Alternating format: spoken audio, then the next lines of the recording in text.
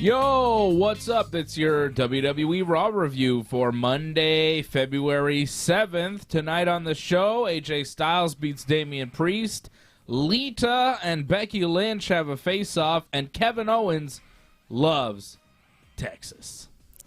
Baby.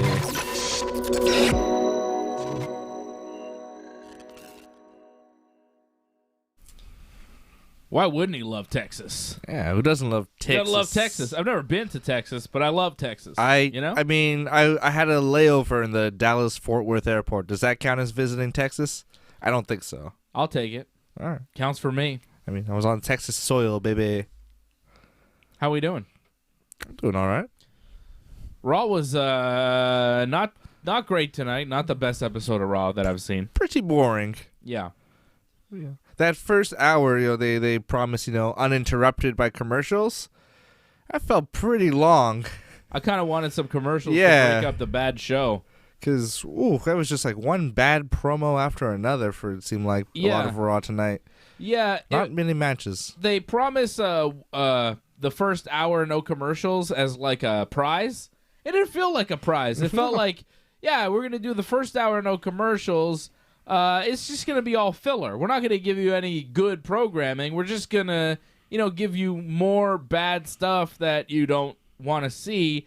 And they started off this first hour that was commercial-free with this terrible RK Bro Alpha Academy Quiz Bowl Jeopardy segment. It was just like a trivia contest between four wrestlers that nobody wants to see on TV. Like, who wants to watch this on TV? If this were a shoot, I'd be more interested. But it wasn't a shoot. No. It was a total work, and Kevin Irish is there asking them a bunch of questions.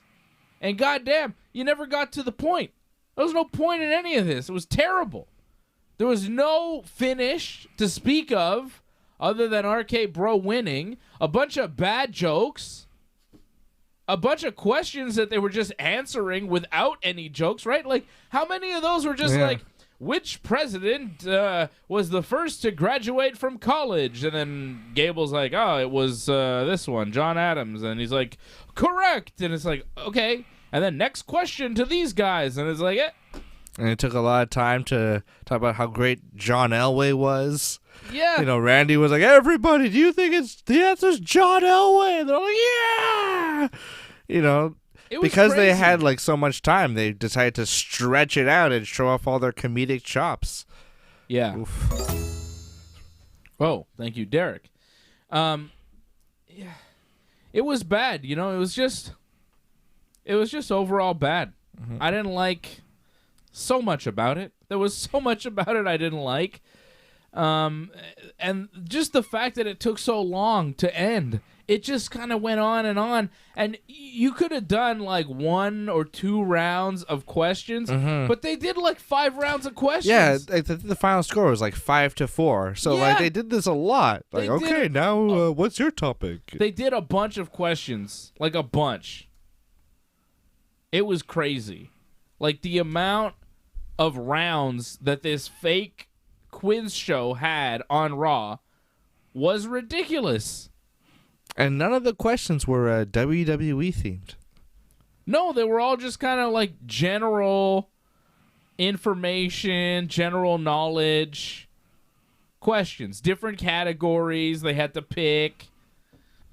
I'm trying to get some of the questions, but like there was a bunch of questions. There was one like how many grams in an ounce. Yeah, and of course Riddle got that. That was the one that Gable didn't get, which allowed Riddle to steal and get, and then their team took over. And RK Bro won the Quiz Bowl, which, of course, they're supposed to be the dumb guys, and Gable's supposed to be the smart guy with the 4.0 GPA who graduated with a master's degree, right? It's something. Yeah, I'm not sure what. And, like, there was also one little development happening that was, like, it seemed like Otis was going to answer a question, and then Gable told him to shoosh, and then he gave a wrong answer, but like, and Otis's would-be answer would have been the correct one. Yeah, maybe. So the only thing that kind of happened from this was like, oh, there's dissension in Alpha Academy. Like they're gonna not like each other anymore because Gable's too much of a smarty pants and he's not letting Otis shine. Like And that kind of sucks because I really like these guys together. So all of a sudden they're going to be like, oh, no, they kind of hate each other all of a sudden. And Otis is going to go for a tag and Gable's going to jump off the apron and walk away from him because that's what every fucking tag team does, it seems like. Yeah. And that sucks because I like these guys together. And, like, if that's the only development they came with is just like, well, let's just do what we always do. I hope not. You can't break these guys up. They're too good together. They just got together. I like the Alpha Academy. They're just heating up. Great. But I'm just looking at all the questions that they asked these guys. Greek mythology questions. And it just kind of went on and on and on. In Greek mythology, who flew too close to the sun and fell to his death when his wax wings melted? And then Gable answered that. And biology, an octopus may have 8 arms, but how many hearts does it have? And they were just asking questions. Mm-hmm. Which Teenage Mutant Ninja Turtle used a pair of nunchucks to fight Shredder? Which of these states is the largest of the 48 continental United States? Another Texas. In 2018, global superstar Justin Bieber married model Hailey Baldwin, who's the daughter of which famous actor? Which Shakespeare play has been adapted into the most movies? Now, this is the one that Gable thought was Romeo and Juliet. This is the one that they got wrong, but Otis thought it was Hamlet, and Gable answered Romeo and Juliet after telling Otis to shoosh, and then it was wrong, and then Riddle stole, and they got Hamlet, and then they asked which quarterback has the most wins in Denver Broncos history, and the crowd in Denver told Randy that it was, of course, John Elway, and even I knew that. And then the metric conversions, which really wasn't a metric conversion category. How many grams are in an ounce? This was it's true. A question about weed for Gable and for Riddle, and Gable didn't know the answer. And of course, for all the weed men out there, we all know that 28 grams are in an ounce. That's an easy one. We know that a quarter ounce is 7 grams. We know that a half an ounce is 14 grams, and some of us know that, a quarter pound is 4 ounces, which means a pound would be 16 ounces. Just a little math for you. The only reason I know that is because of drugs. And that's why Riddle knew that, too. No, wait, Randy knew that, and Randy botched the line. Oh, God, because Riddle goes... Oh, yeah, this was a highlight. Highlight because it was so bad. Fest. So... Randy wants to take the answer, and he gets it, 28 grams. He knows. And Riddle's like, how'd you know that, Randy? And Randy goes, you think I'm the only one that bakes, bro? And he kind of has a look on his face of like, fuck, I flubbed it. He meant to say, you think you're the only one that bakes, bro? But instead, Riddle's like, hey, Randy, how'd you know that weed question? And Randy's like, you think I'm the only one that bakes, bro? Riddle's like, no, I didn't think that. I thought that I was the only one that got high because I'm the weed guy on the show. What? You think I'm the only one? Randy, am I high or what? Did you just botch that line? What's going on?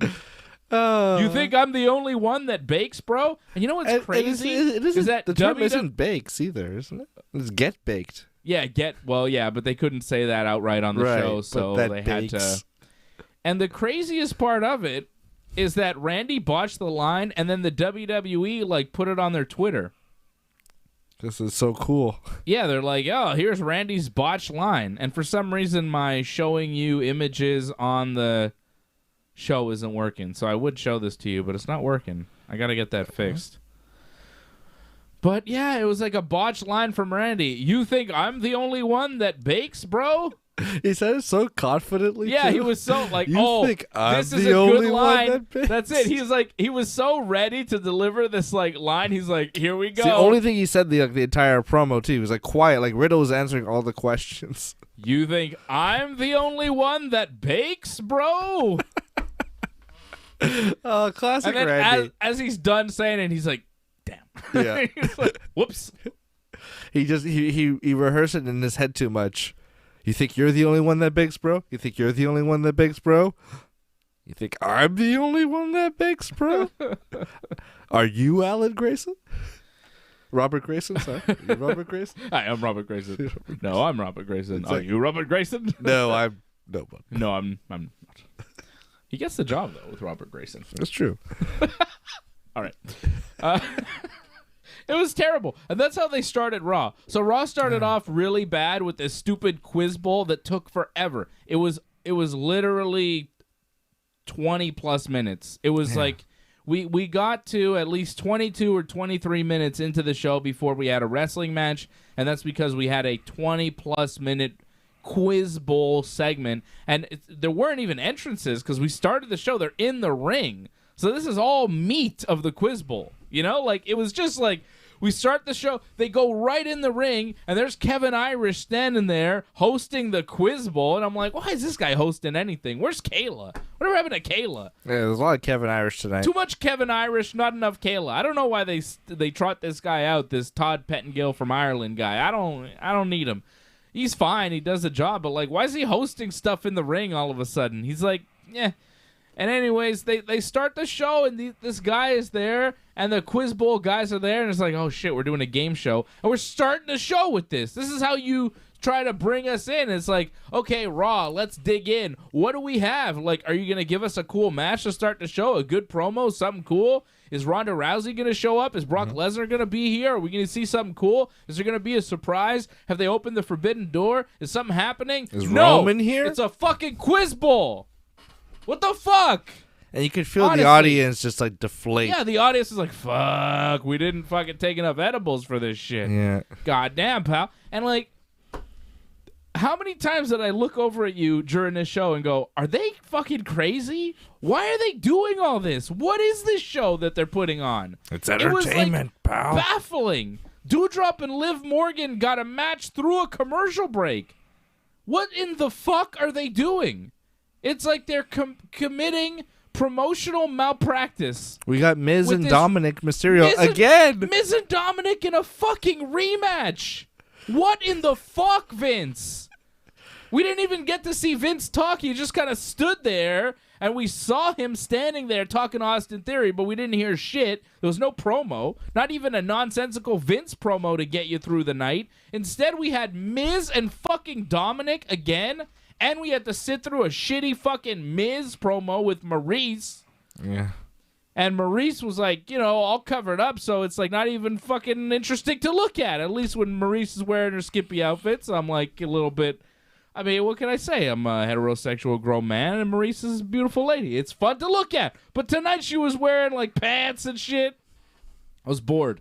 I was just bored watching Miz. Usually Miz is so fucking boring, but at least Maurice is there next to him. And it's like, well, she's pretty, so, you know, I could sit through the next 5 minutes, I suppose. But tonight it was like, goddamn, she's wearing these weird red pants. She looked great. She looked fantastic. I'm not saying she didn't look great. I'm just saying usually Maurice is in, like, skimpier outfits. I know what you're talking about. And it's like, oh, shit, what's going on with Maurice's outfit tonight, you know? But tonight it was like, yeah, all right.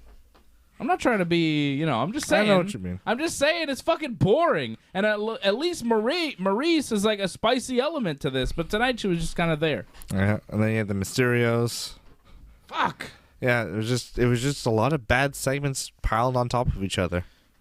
Shout out to Ryan Katz, Angelo Contagonis, Lauren Cronish, Danny Brooke, Silent by Deadly in the chat.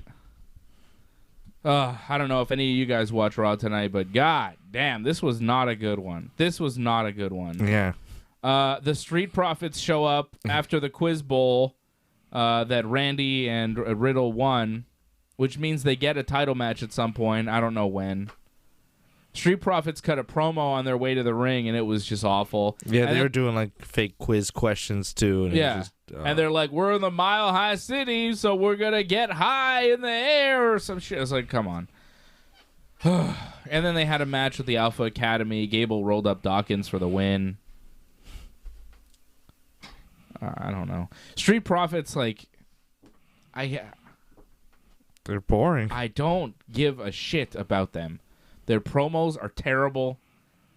They're just annoying. And their matches are fine, you know, like they're okay, but they're not good. Like no, there's not much to fine. them. That's it. Like they're fine, but they're not good enough for me to want to see them more often. You know, like they're passable. They're not bad wrestlers, but they're not good enough that I want to watch them. And there's nothing about them in particular, be it character or promo or wrestling, that makes me want to see them again. Yeah. If they disappeared, I wouldn't notice. Yeah, like there was like a few years where like the Usos, they were like, they didn't have much of their characters, but they delivered like solid matches every time they were out there. Yeah. So they're like, oh, it's the Usos. Well, at least they'll be kind of good. It's like Usos against Harper and Rowan. They haven't given you a fucking reason to care about them, but when they're in the ring, they're going to tear the house down. So I want Street Profits to be kind of like that team, you know, where I'm like, oh, you know, there's not much, that. but like, They're at least they're solid. The Usos are fucking, I mean, they're Rikishi's kids, you know, it's different. I know, but like you hope Street Profits and they kind of have the presentation of like they're solid in the ring, you know, and they'll give you a good match, but like I find them very boring, very formulaic, you know. Yeah, it's very standard tag team wrestling. There's fucking nothing to them. Yeah, there's nothing to them. Like they're interchangeable with any number of tag teams that are out there in the business today. They're among the crowd. If you were ranking the top 20 tag teams in the business, they probably wouldn't even be there. No. Which is crazy because they're booked like one of the top teams on Raw, but if you really look at it, they're not great. And the match with Alpha Academy, like I think Alpha Academy is fantastic. They're in the top 20. They've got charisma, they've got promo, they've got an interesting look, and they've got the real wrestling ability. They've got not only a legit background, but they can also work in the ring. So I love these guys. Unfortunately, they had this terrible quiz bowl tonight, which you knew was going to be bad. You knew when Gable announced, we're going to do a series of events. It's like, oh, shit. This is going to be bad. And it was. It was. So the Alpha Academy beat the Street Profits. And then we have MVP cutting a promo. Like, this is the problem with the first hour of Raw. Everything just kind of dragged because they're filling time that usually would be filled by commercials. It wasn't like they gave you more bang for your buck. They just kind of made things that should have been shorter too long. You know, like everything was just like the quiz bowl was too long. MVP came out with Bobby Lashley, and MVP just went on and on and on about Bobby and how he's the almighty and how he beat Brock Lesnar and how he's from Denver and the people of Denver and Bobby Lashley and he's going to win at the Chamber and go to WrestleMania and defend there against somebody and he's the almighty, and I'm just sitting there like, fucking hell, man. Like, I get it. You love Bobby Lashley, but how many different ways can you say you love Bobby Lashley before we're like, all right, we get it. What else do you have? And there was nothing. Because then Bobby takes the mic, and he's like, I'm Bobby Lashley. I'm the WWE champion. I'm going to win at the Chamber. I'm the almighty. He basically said the same shit that MVP just said. The same. And he's like, oh, I'm not going to be locked in the chamber with Brock. Brock's going to be locked in the chamber with me. Oh. Except he didn't even say it with that much force because you know how Bobby talks. He with doesn't his painted on eyebrows. Yeah, he doesn't deliver his lines with like the punch. What has he got? Alopecia? How come he doesn't have eyebrows? I still don't get that. Nobody's explained that to me. I don't need to know his medical condition or whatever, but I think he's got alopecia. I mean, it's possible. It's a thing where you can't grow hairs. He's got no body hairs, which is normal for a wrestler, but no eyebrows is weird. And they paint them on, which makes him look really weird. It makes him look like Joe Pesci and JFK.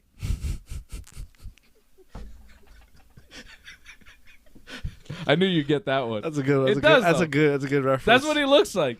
You know when he's all crazy with the eyebrows that are painted on? He looks nuts. Yeah, when he's having his parties. That's who he looks like. He looks like Joe with, Pesci. Tommy Lee Jones. He looks like Joe Pesci and JFK. That's who Bobby Lashley reminds me of every time I see him with his painted on eyebrows. He was David Ferry was the name of that man. He died. He helped... very suspiciously. Well, he was kind of one of the guys rounding up the guys for the Bay of Pigs invasion, you know. Some interesting things. And in The Irishman, Pesci references David Ferry. Oh, does he? Yeah, because you'll meet a guy named Ferry. Like he tells Frank that. Oh, yeah. When he brings the guns. And like that guy is who Pesci played in JFK. So it's a little reference there. Full circle. Oliver Stone. Alexa Bliss is at the psychiatrist's office. Oh, this was awful. She's given a replica Lily doll. Alexa cried. I heard Oliver Stone on the Joe Rogan show recently. Because he's got a new JFK project. Very, very interesting interview. Really good stuff. He was on Chapo Trap House also. I listened to him. Yeah. See, because I listen to Joe Rogan only when he's talking to people that I care about, not to like nerd doctors or whatever that have weirdo ideas, because I don't give a shit about that. So my idea of Joe Rogan is like, he's the guy that talks to MMA fighters and interesting people that I care about, not like racist madman. Oh, like Rob Lowe or something, you know? I don't care about Rob Lowe. Okay. I had Juliana Pena. He had her on recently. That was good. Oliver Stone I listened to. That was pretty good. But most of the shows, when he has like this, researcher from whatever, I'm like, yeah, miss me with this that. controversial figure. Yeah, I don't need to hear Joe Rogan's political thoughts, because I don't think he's he's not a politician or a doctor or anything.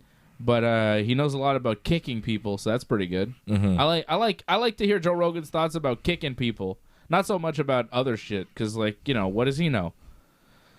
Take it with a grain of salt, but it seems like he's canceled. I think Joe Rogan's been canceled. It seems like it's over. With him. I don't know, man. Like, the shit that's going on now, all those videos, and then there's that one with where he's talking about Planet of the Apes, and he says some pretty racist shit that I did not know that existed. And it's from, a long time ago, before I ever knew that the Joe 2004? Rogan... Yeah, like before the podcast took off, really, but...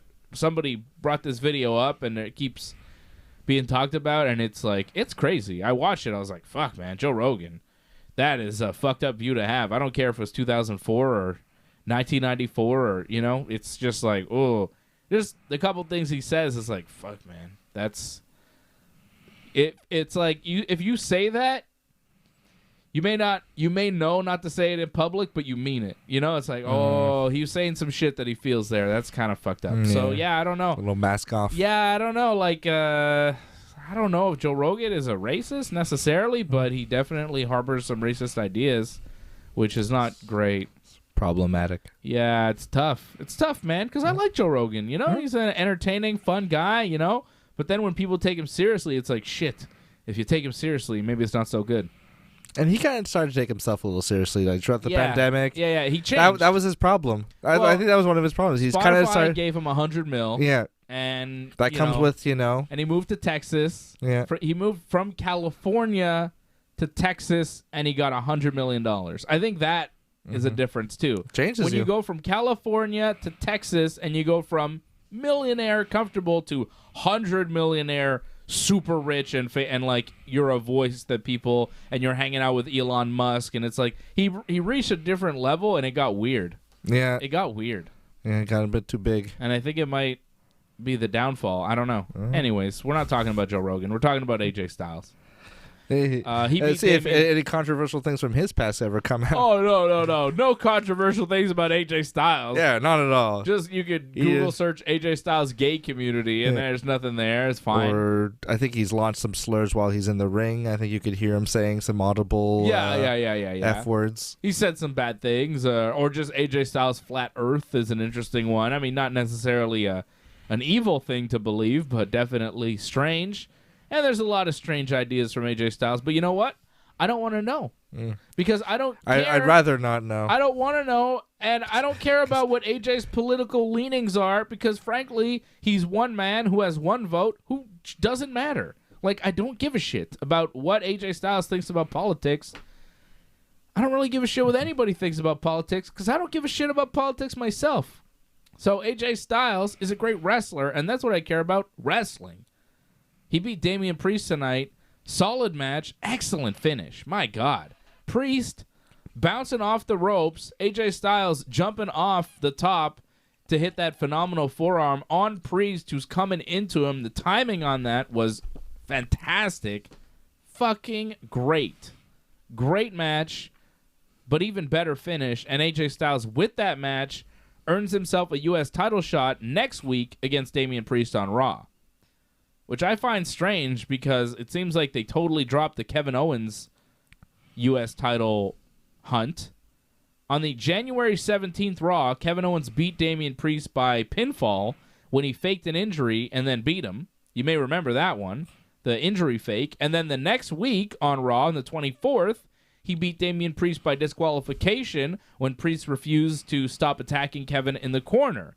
Then last week on Raw, Kevin lost to Austin Theory in the Elimination Chamber qualifier. Then this week on Raw, he's wrestling Austin Theory again, and he beats him in what I would call match of the night. But I just find it odd that Kevin Owens, who seemed to be on the U.S. title hunt up until last week, now it seems like AJ Styles is on that U.S. title hunt, and he's going to get the U.S. title match next week on the Go Home show before Elimination Chamber. A little odd. I wonder if they circle back to Kevin Owens after the Chamber, or that's just it, and they've moved on after Kevin Owens gets 2 non-title victories over the champion.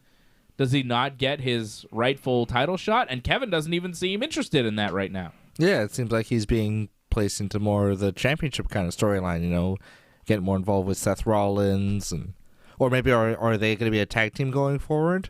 Challenge with a feud with RK Bro, or I feel like Kevin is gonna. I don't know. It almost seems like he's gonna turn on Seth in a way because Seth isn't helping him get to the Elimination Chamber. That was a whole thing, right? We saw a lot of Kevin Owens tonight. He was like double booked as far as matches and promo-wise. He was all over the place. So Kevin Owens and Seth Rollins are backstage. Kevin wants Seth to get Sonya and Adam Pearce to put him in the Elimination Chamber if he beats Austin Theory tonight. And Seth is like, yeah, I'm not sure. I don't know if it's going to work. And Kevin's like, no, it's going to work. And then, we'll be in the chamber and one of us will win. And then we'll main event WrestleMania together because we're best friends. And Seth is like, yeah, sure, we're best friends, right? Then Kevin Owens winds up beating Austin Theory in a hell of a match. Kevin with a nice, what do you call it? The Lambo leap? Yeah, Ken Kennedy's finisher. Puts him on his shoulders and does a senton. Pretty amazing from the second rope. Yeah, Lambo leap. Beautiful move from Kevin Owens. He did some pretty nice stuff. I thought this was the match of the night. Kevin Owens hits Austin Theory with the stunner for the 1, 2, 3. Crowd on their feet for the win. That's how you know a guy is over. Kevin Owens is a babyface in this match. Austin Theory's the heel. Kevin Owens was the babyface in this match. Just an interesting turn for Kevin Owens. He's getting real crowd support. The crowd is behind him. The crowd was behind him at the Rumble, right? When he came out, massive pop. The crowd is starting to really... he came out in the 20s, and the fans were like, oh, he could win this. The crowd is starting to say, this guy's entertaining. This guy's been entertaining for years. He's one of the only guys left that we like, He can talk. He can wrestle. And the crowd is like, this is what we want. And we got a lot of Kevin Owens tonight, but I wonder what the plan is for him going forward, because Kevin Owens beats Austin Theory, then goes backstage later on in the show with Adam Pearce and Sonya Deville. Sonya's arm is in a sling because Ronda armbarred her on SmackDown, right? Selling that. That was good. Kevin Owens shows up and says, okay, I just beat Austin Theory. Can I be in the Elimination Chamber match now? And they say no. And Kevin says, he doesn't understand why they would deprive him of a title shot in the chamber and deprive him of the opportunity to main event WrestleMania with his best friend, Seth Rollins. And Sonya says, look, don't be so sure that you're going to do this. You might not even be on WrestleMania, which was like a weird comment for Sonya Deville to make. Like, it's pretty far ahead. Why would she make that comment about Kevin Owens not even being booked for WrestleMania? It's 2 nights of WrestleMania. Why doesn't Sonya want him on the show? It was a little strange, but it did lead to a magnificent promo from Kevin Owens about the people of Texas and how much they love him and how he loves the people of Texas as much as they love him, and how he loves everything about Texas, the cowboy hats, the cowboy boots, how he won the Universal title and the Intercontinental title in Texas. And he just went on and on about how WrestleMania is in Texas and he cannot miss it because he needs to wrestle in Texas because the Texas fans mean so much to him. I swear it was like listening to a promo from the American Dream, Dusty Rhodes, except Dusty said it, he meant it, because he really loved Texas, baby. He was from Texas. And, of course, Kevin Owens from here, but apparently he loves Texas, and that was the highlight of Raw. Yeah. Kevin Owens talking about Texas. Tex-Mex Kevin Owens was, well, not Mex, but Tex Kevin Owens was the best Kevin Owens. I loved it. Yeah, it was great. I love when he was like, he was talking about the cowboy hats, boots, the bulls, and he pointed to like his Brahma bull tattoo. Yeah, he's like, I got a bull. I have a bull. That's how much I love Texas. So good. Like that's one of like Kevin Owens' biggest strengths in his promos. It's like a improv. Like he can riff. It just feels so spontaneous. Like he's so good. Yeah, he's fantastic. Like so many of these guys do these like, very cookie cutter, plastic, very stilted, and him just has this natural feeling, just he's loose. Like none of the other guys have go on the promo go say, look, this, here's a little aside. Yeah. Here's some depth. He goes for it. He runs his mouth and he's great at it. He's got natural charisma. He's got the gift of gab. He's fantastic. He is a top-level performer, has been for years for the WWE. The thing that's held him back, of course, is his look, but everything else is A1, top level. Matches, wrestling, the only thing that he's lacking is that Roman Reigns style look, that Randy Orton build. He's not the biggest guy. I mean, he's a big guy, but he's not the tallest guy. He's not the most muscle-bound dude, but man, he looks the part. As far as I'm concerned, he looks intimidating. He looks like a badass. He carries himself like a badass, and he wrestles like a badass. So I'm a big fan of Kevin Owens. I thought Raw, the best parts of Raw were the Kevin Owens parts, and Kevin Owens was on a lot of the show. It's just the rest of the show was pretty awful. But that Kevin Owens Texas promo was the best. That was the best thing. I love that Dusty Rhodes story about Texas.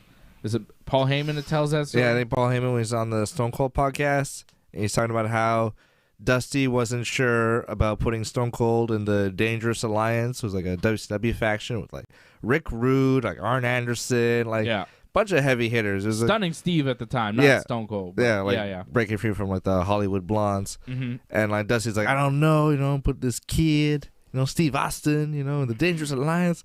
And then Heyman, knows what to say. He goes, but Dusty, he's from Texas. He's just like you. He's going to be the next big star. And Dusty's like, oh, I knew the next big star. WCW is going to be from Texas. Oh, go ahead, baby. And like Dusty goes like, I'm a super genius, and I'm glad I thought of the idea.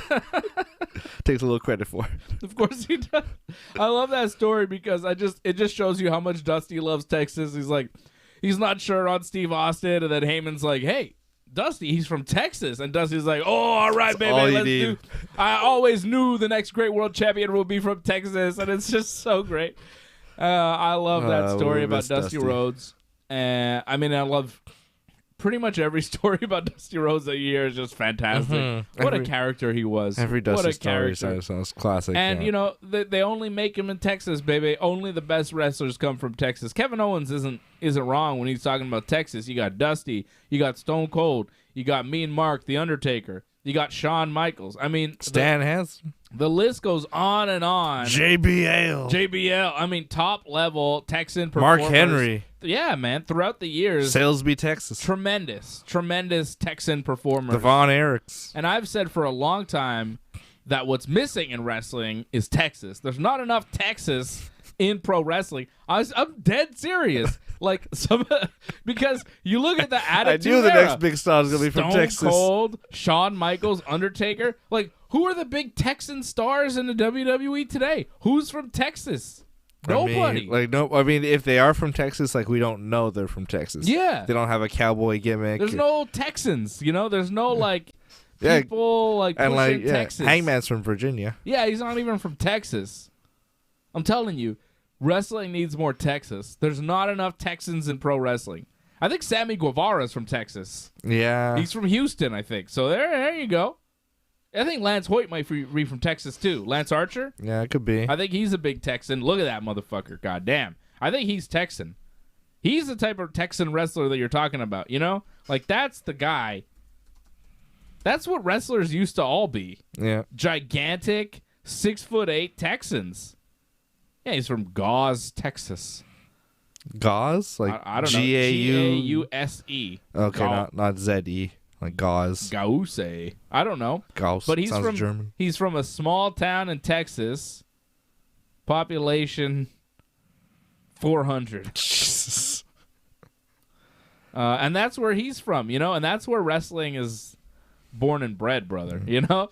Goddamn small town, 400 ranchers. 400 pop people in a town that they have this big old boy who's 6'8", Lance Archer, and that's a pro wrestler, and he's going to have a Texas death match on Dynamite on Wednesday against Hangman. Texas, baby! It's gotta be Texas. Don't mess with Texas. The Guerreros? El Paso? Of course. I mean, just so many great wrestlers come from Texas. It's a big state. Kevin Owens loves Texas. He recognizes the greatness of Texas. Miz and Maurice cut that in-ring promo. The Mysterios are the guests. Maurice dancing to Rey Mysterio's song looked pretty weird. Looked like Elaine dancing in Seinfeld. Rey says Miz cheated to beat Dominic last week, and Miz is like, yeah, well, how come I get blamed for using underhanded tactics? Other people, like Eddie Guerrero, they get cheered for it. And Miz wants to know why his face isn't on the video game like Rey's face is, because, of course, Miz wants all the adulation, all the fame, and Miz wants a rematch tonight with Dominic Mysterio, and Dominic agrees. And Miz says Dominic is a lot taller than Rey and wonders if he's not Eddie's son, which, of course, upsets Rey for some reason, even though it was a worked angle back then, and we all know it's Rey's son. But Dominic stops him and shoves Miz down into some chairs, and we have a match. And Maurice trips Dominic right in front of the referee during this match. Doesn't get disqualified. She just gets ejected from ringside. Usually there's outside interference. There's a disqualification, but, you know, whatever. And then while the ref was distracted with Maurice, Rey Mysterio manages to trip Miz behind the ref's back. And then Miz looks over at Rey and is like, what the hell? And Dominic rolls up Miz for the win. Terrible match. Terrible promo. Huge waste of time. Just garbage. Yeah. Garbage all around. The fact that they gave us Dominic Mysterio versus The Miz in a fucking rematch from last week is ridiculous. It's just ridiculous. It's like they're playing a joke on the audience. Yeah, no, it really is. It's like, this was a moment. I'm watching this promo. I'm like, are they fucking serious with this? They're continuing the Dominic Mysterio versus Miz angle? This is what they're doing? Miz comes off an angle with Edge, and he goes on to feud with Dominic Mysterio? To promote the video game. Fucking horrible. Just awful. And then the match. Then they did a match. Bad enough we had to sit through another Miz promo with Dominic and Rey saying nothing. Saying nothing. And then we have to sit and watch Dominic and Miz wrestle. Or at least attempt to wrestle. Because really, neither of those guys are from Texas. I'll tell you that much. Wrestle like bitches. They really do. They wrestle like so soft. You got the two softest, weakest, no strike landing, pussy ass wrestlers in the WWE. They just, I mean, they might be tough in real life, but you can't tell from wrestling. I don't know shit about Mike Mizanin's real life, but the Miz looks weak as fuck in the ring. And Dominic Mysterio, I mean, I could imagine he's weak as fuck in general. Yeah. But it just looks so soft. It looks so fake. When you see these two guys wrestling in a match, it exposes pro wrestling as the fakest shit that any old skinny jabroni can do as long as your dad is a wrestler. Or you were on a reality show and you managed to trick 20 people. years ago now at this point. You managed to trick a bunch of morons over 20 years now. into thinking that you could talk because most of these fucking people around here can't string 3 words together, and the fact that you can has tricked an entire wrestling business into thinking you could do a fucking promo. When The Miz is boring as fuck, has zero charisma, no one gives a shit about him. But they trot him out there because he fills time.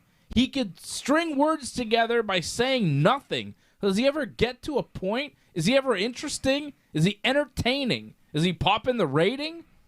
Fuck no. There was a great promo. He's garbage. I think Stephanie McMahon cut on The Miz I mean, this is now like, maybe like 7 I know what years you're ago talking now. about. Like, you're good to go out and do the things. And when we need someone to go to a car show at the last minute because, John Cena dropped out, we send the Miz because you say yes and you need us. You say yes. You say all the right things for the corporate sponsors. For the Today Show or whatever the fuck. And that's what we use you for. Yeah. He's used as a mascot. He's a mascot that we have to sit through and watch. It's ridiculous. I miss Stephanie. I don't. I'm good. Bianca Belair beat Nikki Ash via pinfall after the KOD in a match that happened for some reason. I think they're promoting the Women's Elimination Chamber match, which they announced tonight. Nikki and Bianca will both be in it. Doudrop and Liv Morgan wrestled. They will also be in it. Rhea Ripley will be in the chamber. She was not on Raw tonight. Probably the best one of the group, not on the show. And then there's a mystery opponent in the Elimination Chamber. And the winner of this match, Liv Morgan, Rhea Ripley, Bianca Belair, Doudrop, Nikki Ash, and somebody in the chamber, the winner will face Becky Lynch at WrestleMania for the Raw Women's title. Who do you think it is? I think it's Beth Phoenix. I think that makes the most sense for Beth to come back, win the chamber, and face Becky at Mania. I think biggest match possible. It's not Becky against Bianca or Doudrop or Rhea or Liv Morgan.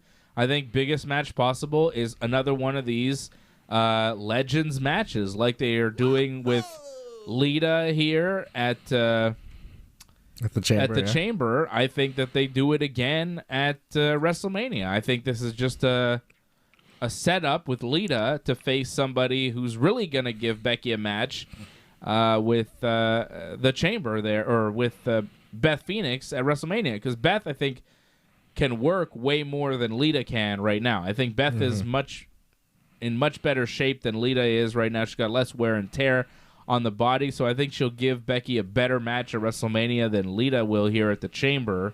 It feels Sorry, are they announcing that the winner faces Becky or the winner faces the champion? Because I feel like I saw them say the winner faces Becky, even though Becky's defending against Lita. But it's such a foregone conclusion that she's going to win. Whatever.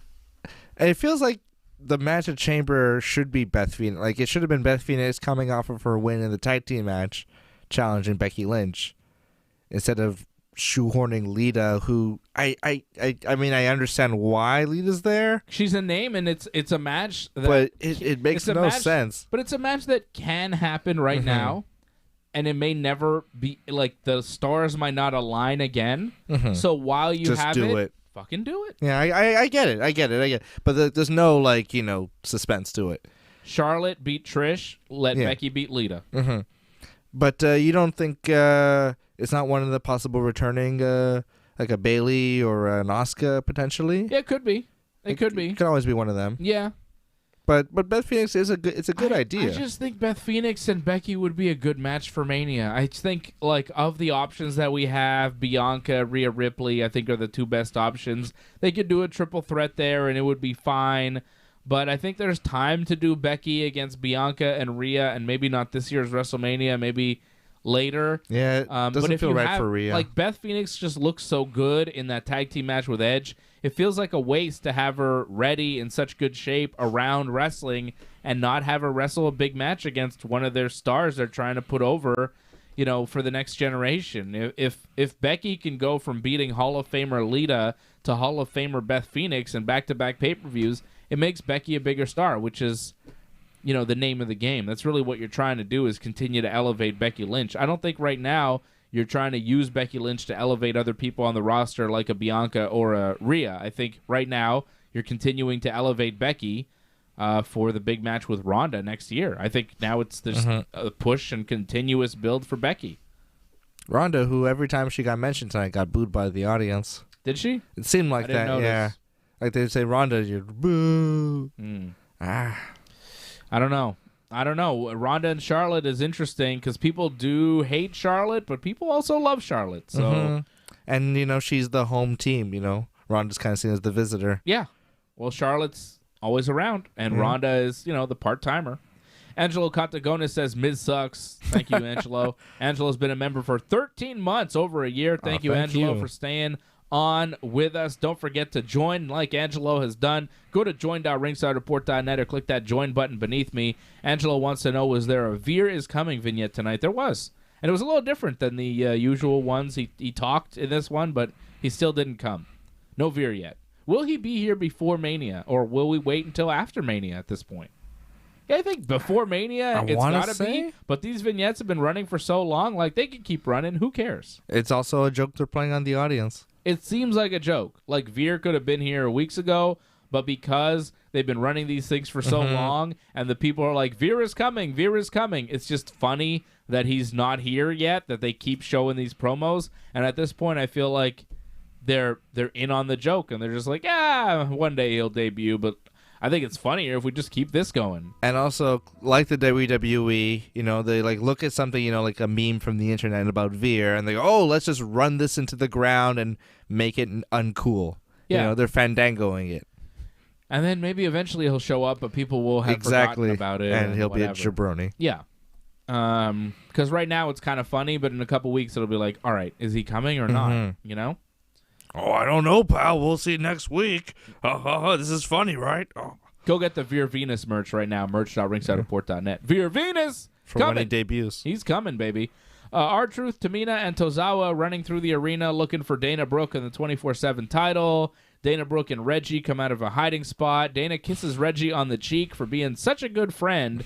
Reggie wants to define their relationship. Reggie seems into Dana. He wants to have sex relations with her. But Dana says, no, we're just really good friends, and they hug, and then they kind of stop, and Reggie looks like he's going to kiss her, but then he says, oh, no, I'm sorry, I got caught up in the moment. But then Truth and Tozawa and Tamina show up, so Dana and Reggie run off, and Tamina and Tozawa and Truth don't run after them. They just kind of stop where the camera is and talk to each other, and that was a 24/7 segment tonight. So a love angle with Reggie and Dana. Dana just wants to be friends, but Reggie...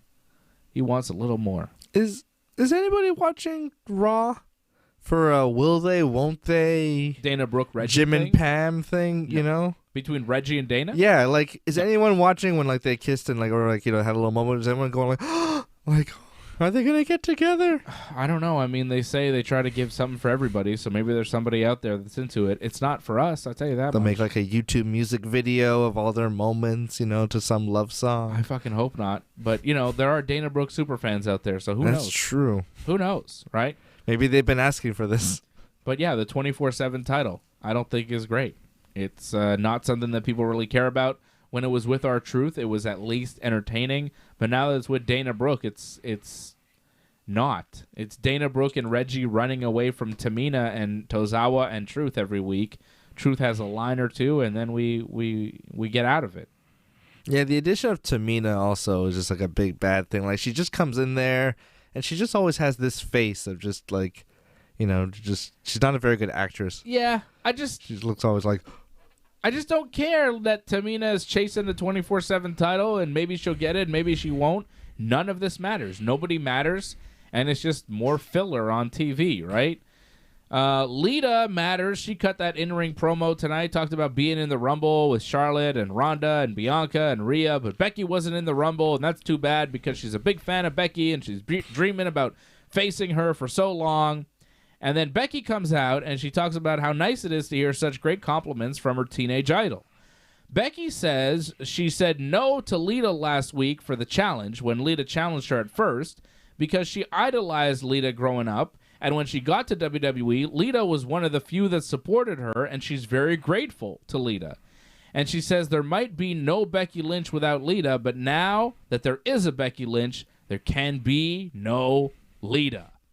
And Becky asks if Lita knows how it feels to have someone that she loves and trusts like Lita turn her back on her so close to WrestleMania. And Becky was making some really good points and felt like the babyface in this moment. It was a little weird because Becky's basically saying, look, I thought we were friends. I've lost friends to this business. I've lost all sorts of stuff.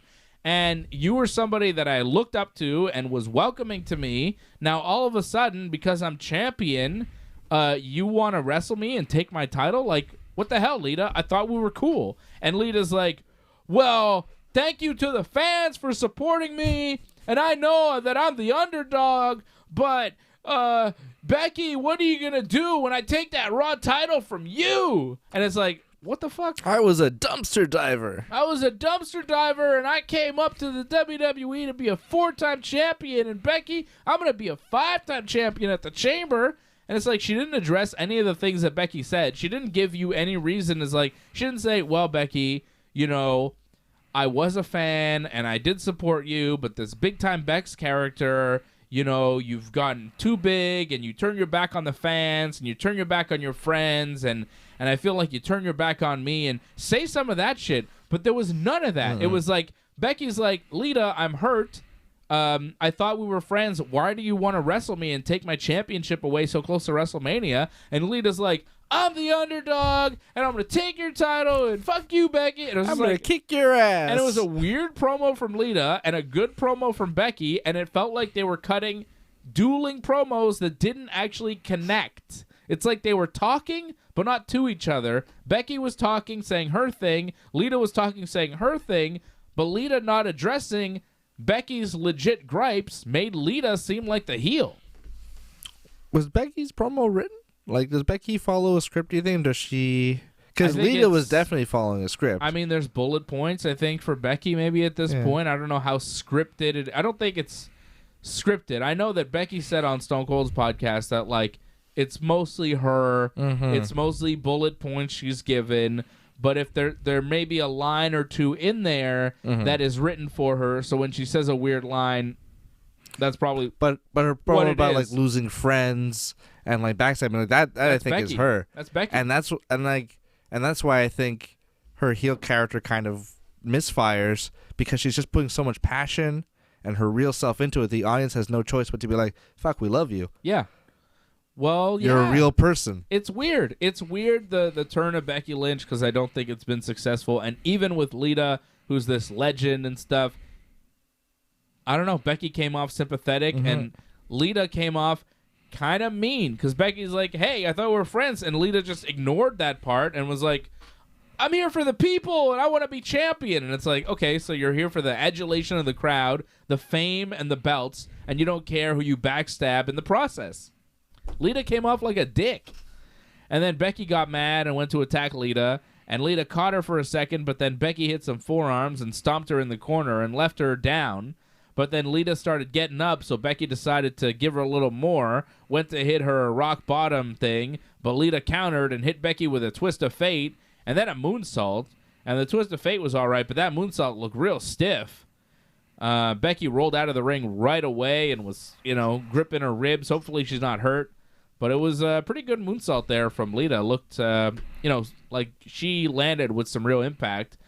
I wouldn't say I didn't like the promo, but I'm not sure that it accomplished what they were trying to do. The live crowd definitely liked Lita, but I wonder if the people watching on TV kind of felt the same way that we did, thinking, yeah, Lita seems kind of mean to her old friend Becky Lynch. Yeah, it was just it was just a weird just that disconnect there when Becky cuts her passionate promo and Lita does her, the only person, who's going to tell me I'm done is the people in this building. Yeah. And the kind of cheap pop. It was very strange. So, like it didn't quite accomplish, but it wasn't objectionable.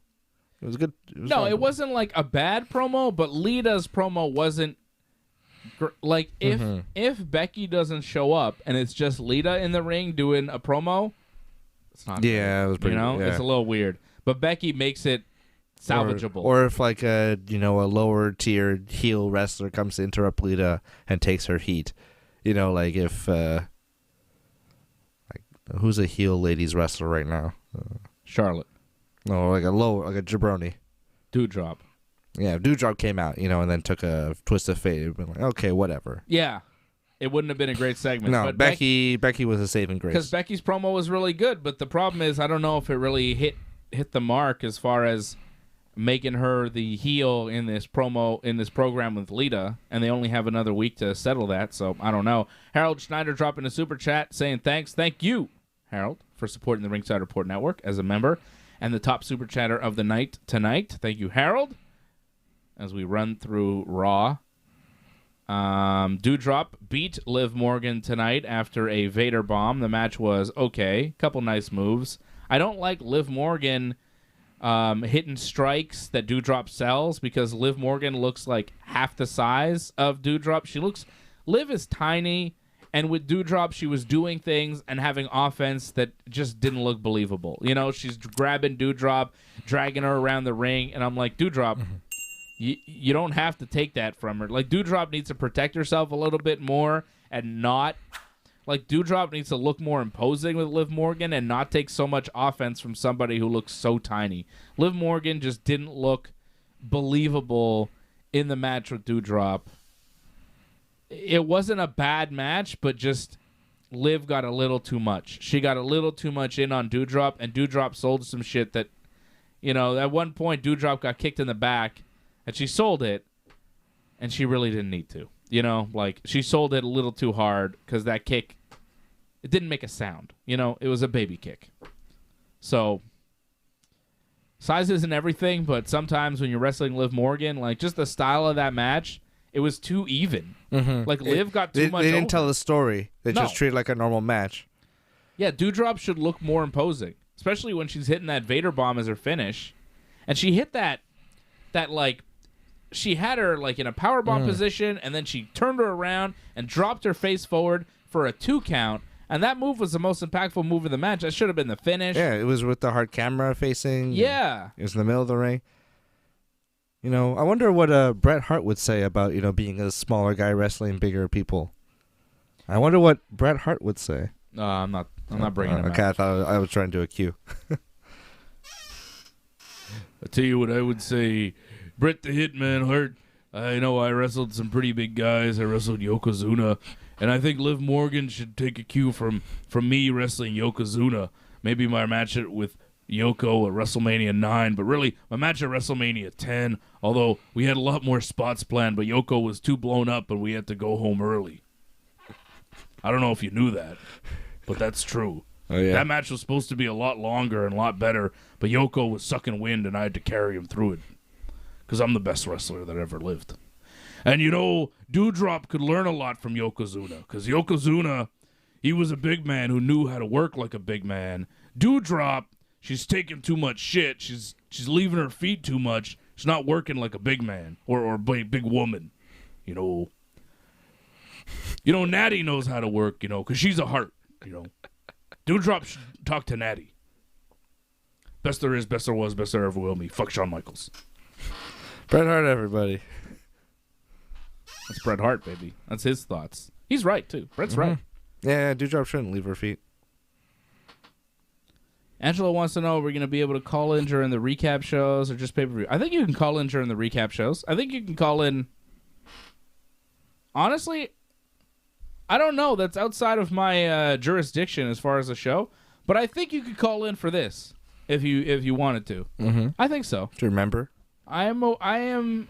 Yeah, if you are a member. By the way, you have to be a member, right, to call in? But I'm pretty sure you could call in during this show, too, if you wanted to. So that is an option available. Members only, baby. Members only. Wear the jackets. What's that? Members only? Alexa Bliss is at her psychiatrist's office again, and this was really bad. This was the lowest point of Raw on a show that was bad. This is the worst. This Alexa Bliss psychiatrist's office bullshit needs to stop. Get her in the ring. Get her off TV. I don't care. But everything Alexa Bliss has done for the past, I don't know, year, 2 years at this point, has been god-awful. Mm-hmm. Like, some of the worst stuff they're doing. I am done with Alexa Bliss, and it's not Lexi Kaufman's fault. It's the WWE's booking of Alexa Bliss. It is fucking terrible. All that Fiend stuff was awful, and now it's still going on. She's at a psychiatrist's office. They had 2 little segments tonight about this. Alexa talked about staying calm while being on the road and doing stuff, and then she encountered somebody at the grocery store that seemed to be her, and she assaulted that person, right? Like, somebody cut in front of her at the grocery store. Oh, yeah. And then the doctor's like, describe the person, and the person that she described kind of looked like her. So it's like, okay, did you attack yourself at the grocery store?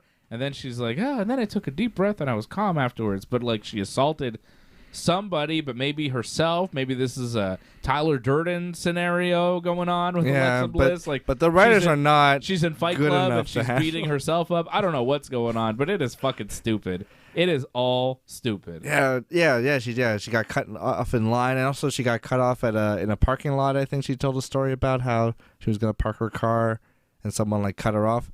And I just want to say those two little stories are also part of Vince McMahon's legendary "Life Sucks and Then You Die" promo. You know, he talks about like how people like him he's the one cutting you off in the parking lot, and he's the one cutting off in line. So yeah, I don't know. It's just a little parallel there. I was wondering if like Vince just writes the same scenarios over and over again. Probably. Yeah, it was a little bit like somebody cuts you off in traffic. That's not fair. Well, life's not fair. Life sucks, and then you die. That's one of the greatest promos of all time. My God. Life sucks, and then you remember when Vince had timbre in his voice, and he actually could go out there and perform a great promo.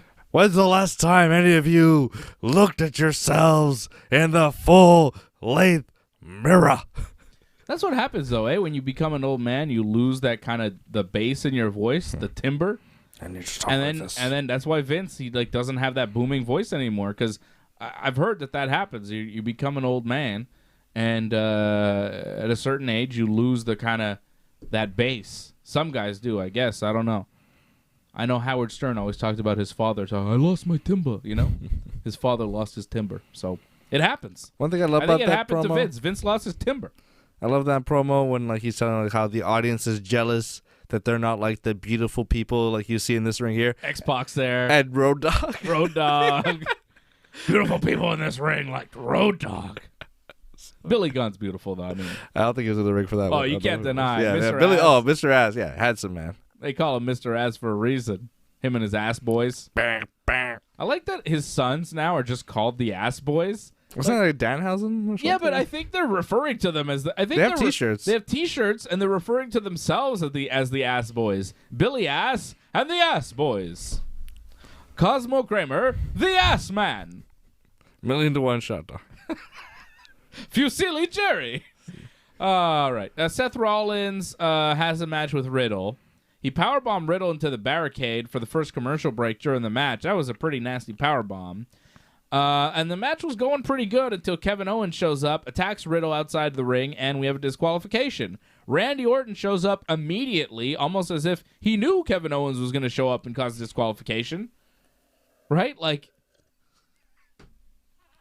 he was ready. You know what I mean? Like Randy's like sitting at Gorilla, and he's like, oh, here we go. There's my cue. So he comes out, runs into the ring, hits the RKO on Kevin Owens, and then we go to commercial break. Randy's standing there with Seth Rollins in the ring. Riddle's been taken out by Seth. Randy shows up, hits an RKO on Kevin. Commercial break. We come back from commercial break, and you're like, oh, is this it? Is that Raw? I'm like, nah, man, there's 13 minutes left in this show. We're going to commercial because we're coming back with a tag team match, player. What a shit ending to Raw. Should have had Adam Pearce come out and be like, we have a tag team match. Yeah, I mean, maybe he did during the commercial break, right? I don't know. Very likely. But just when you have a singles match, that's, fine. And then you turn it into a tag team match for no reason other than because. To stretch it out. Was there a reason? Seth Freakin and Kevin Owens wind up winning. So Seth gets 2 wins tonight. Win by DQ. Oh, no, wait. Riddle won by DQ, right? Because Kevin Owens attacked him. Seth got the win with Kevin Owens beating Randy and Riddle. Seth hitting the curb stomp on Riddle for the 1-2-3. Randy hit the RKO on Kevin Owens again after the match because one wasn't enough. Let's hit him with another one. This match was okay, but not great. Still, my match of the night is Kevin Owens versus Austin Theory. I thought that was the best match. Kevin Owens getting a lot of TV time, though, tonight. The Texas promo, the Austin Theory match, the interference here, and then in the main event with his best friend, Seth Freakin, to get the win over RK Bro in a tag team match. RK Bro losing in a tag team match tonight, and I think they have a tag team title match set at some point against Alpha Academy. the Alpha Academy.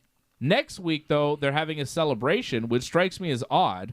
They're doing a RK Broga party.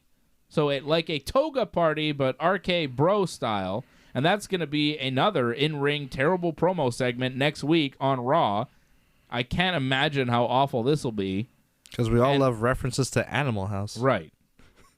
Movie was, 40 years old now? I don't know. I've never seen it. I tried watching it. That movie's 2 hours long.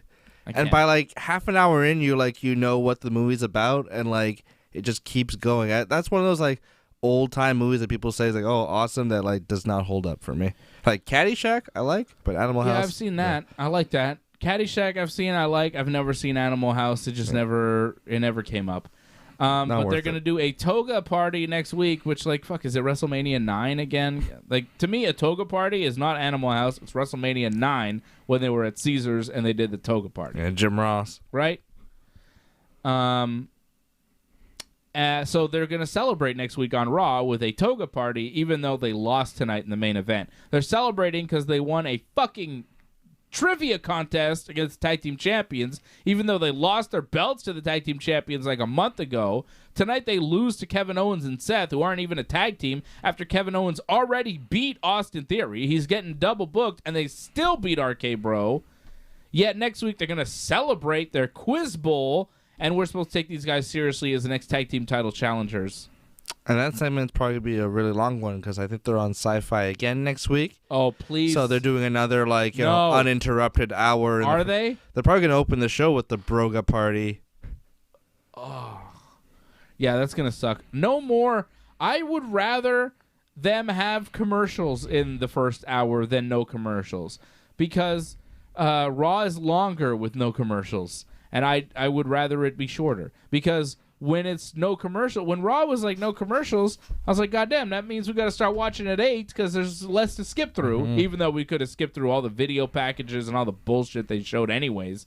Still felt like they showed commercials during the first hour, even though they didn't. But at least, when they have commercials, I'm comfortable starting to show at 8:30, 9 o'clock because I can skip through a lot of shit, entrances, commercials, and get live by the end of the show. But with no commercials, it's a little iffy. I'd rather commercials. But honestly, it was all filler tonight, so I could have skipped this whole show. I wouldn't have much to say to you guys, but I could have just skipped it and probably been better off because Raw was just terrible. Next week, they're going to try and line it up a little bit better. They got Brock Lesnar on the show. They got AJ Styles challenging Damian Priest for the U.S. title. And this will be the go-home show for the Elimination Chamber. So we're on the home stretch here. Raw in Indianapolis next week will be the final Raw before the Elimination Chamber going down in Saudi Arabia on the 19th of February at, I believe, 12 noon Eastern time is when that one is going to start coming up. Not this Saturday, but next Saturday the 19th. The Chamber. The Elimination Chamber. I could see Asuka or Bayley being the mystery people in that chamber, though, too. If not Beth Phoenix, if they're not going down that road, which I could see them not doing because they don't do everything that they should all the time. But Asuka, I miss Asuka. It'd be great to see her again. Bayley, too. But, is Asuka Becky could work because, Asuka was a champion or Becky was a champion. She gave it to Asuka type of thing. And Asuka's got credibility. Asuka's legit. Yeah, she's a legit challenger. Bayley, too. I mean, they could cut some nice promos, build up some hype for the match. They haven't built Bayley to a level where she's credible to beat Becky. Asuka is always a threat, especially when she's been gone for so long. They could bring her back and be like, yep, she's, no one's ready for Asuka. She beats Doudrop on Raw in 10 seconds. You're like, oh, yeah, that's right. Asuka could just mess you up like that. She's believable to just smash through people, Asuka could always win the chamber. So, could be. I'll be back here Wednesday night after Dynamite. Yeah, Asuka's still injured, but she should be coming back soon, Angelo. Wednesday night after Dynamite, we got Lance Archer versus Hangman Page for the AEW World Championship in that Texas Death Match. And Tony Khan is promising a new superstar for the company, and I think it's going to be Jeff Hardy. I think Brother Nero is going to be joining his brother Matt. The Hardy Boys already being announced for several indie matches coming up over the next couple of months. In March, I saw a date that they're announced for. In May, I saw another one. So, Jeff is definitely making his way back to the ring. The 90-day non-compete is wrapping up, and I expect Jeff to be in AEW sooner rather than later. I feel like it will be Jeff Hardy coming up on Dynamite this week. It could be Keith Lee as well, and it could be both. It could be both of them. But I think either one or the other or both. But I would lean towards Jeff Hardy more than anybody. I think that's my best guess on who AEW is opening up that forbidden door and then slamming it shut for. I think it'll be Jeff Hardy coming up on Dynamite Wednesday, which is cool. Well, it's not CM Punk, it's not Bryan Danielson, but hey, it's something. Gotta love Jeff Hardy. He's great. And then you reunite the Hardy Boys, which is really good. Because Matt Hardy right now sucks by himself. We need something for him. It's really unfortunate. And I'm kind of hoping that they have the classic Hardy Boys theme song, because that song, the dun dun dun dun dun dun dun, is a public domain theme song. Like anyone can get it. So there's no reason that AEW can't use it. And who doesn't want to hear that? Dun, dun, dun, Jeff will probably want to use one of his own songs. Yeah, but Yeah, they should do I know what you mean. Yeah. It's a good one. Yeah, it feels like a real theme song. I remember hearing that song on commercials and being like, "What's a Hardy Boys song doing on this commercial?" Because it's just a public domain, anybody can use it, type of song. So, why not? Yeah. Hopefully they use that song for the Hardys, and we will see Jeff Hardy most likely on Wednesday. Although you never know who might show up on AEW Dynamite. And that's something that I miss from Raw. Raw used to have that where, sometimes on Raw, you'd have some guy show up and be like, "Oh, what's he doing here?" You don't have that anymore on Raw. It doesn't happen, It's been one of my favorite parts of Raw. It's like, oh, hey, there's this guy just jumped ship, or a new guy is just here, Oh, Chris Masters is debuting. All right, let's see what happens. I feel like one of the best parts of Raw that really made Raw fun was the unpredictability. And now, it's one of the things that makes Raw so boring is that it's so predictable. It used to be this unpredictable show, and you'd be like, "God damn, what's going to happen next?" And now it's like, ugh, can we just get through this? Because it's not it's too predictable. It's too bad. Raw tonight, not great. Not one of the best Raws we've seen in a while. Honestly, since the beginning of the year, this is probably the worst Raw of the year. Because Raw hasn't been so bad this year. Since day one, they've kind of picked it up. And, after building to the Rumble is interesting. Last week was the first Raw after the Rumble. So they're, but this Raw, dead zone, worst Raw of the year. Worst Raw of 2022 so far. For sure. No, they didn't put much effort. It must also be that they're on Sci-Fi for these couple of weeks. They're just like, who cares? Who's watching? It's not USA. It's our audience Sci-Fi. Doesn't really know we're here because they have Olympics on USA or something. So Raw got bumped to Sci-Fi, and it really seems like they're putting on a B show because they're on the B network. Sci-Fi, former home of ECW. Yeah, and I think maybe Kevin Thorne and the Zombie might have helped this show. Oh. And where's the Nunzio? And I was about to say where's Balls Mahoney, but we know where Balls Mahoney is. Rest in peace. Yeah. All right, guys. I'll be back here Wednesday night after Dynamite, and then Thursday night, 8 p.m. Eastern time. We're going to preview UFC 271. UFC's in Texas this weekend. That's right, Texas. Houston, Texas. UFC 271. Israel Adesanya versus Robert Whittaker. We're going to do the live watch-along coming up on Saturday for that one. So we got a big week here on the Ringside Report Network. Wednesday night after Dynamite, 10 p.m. Eastern time. Thursday night, 8 p.m. for Ringside Report MMA. Friday night, 10 p.m. Eastern for the Smackdown post-show and the AEW Rampage watch-along. And then Saturday night, again at 10 p.m. Eastern time for the UFC 271 pay-per-view watch-along. Thank you, everybody, for tuning in. Shout out to the members, Angelo and Harold, tuning in live. Thank you, guys.